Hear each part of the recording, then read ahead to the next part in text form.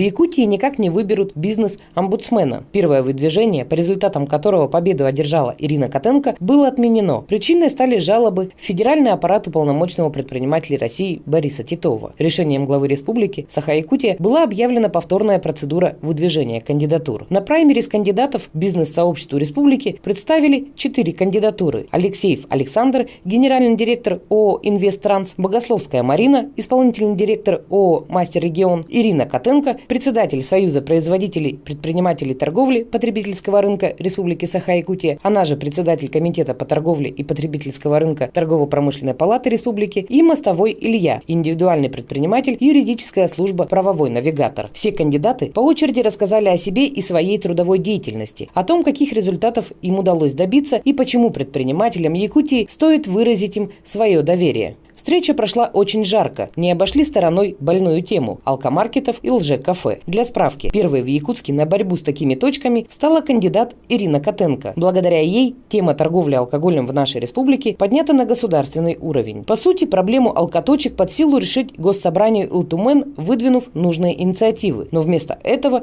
присутствующий депутат Илтумена, которого избрали жители Набережного округа, назвала всех предпринимателей торговли и общественного питания алкашами, торгашами и маргиналами, что, естественно, очень возмутило предпринимателей в зале. Вопросов было затронуто достаточно, чтобы понять, на кого из кандидатов можно положиться и доверить полномочия бизнес-омбудсмена Якутии. На заседании Координационного совета по предпринимательству при главе республики состоится повторное голосование. Кто из 4 претендентов будет выдвинут в уполномоченные от Координационного совета, члены совета будут решать методом простого большинства. Далее выдвинутая кандидатура будет направлена на согласование в аппарат федерального уполномоченного Бориса Титова и в случае одобрения на утверждение в Илтумен.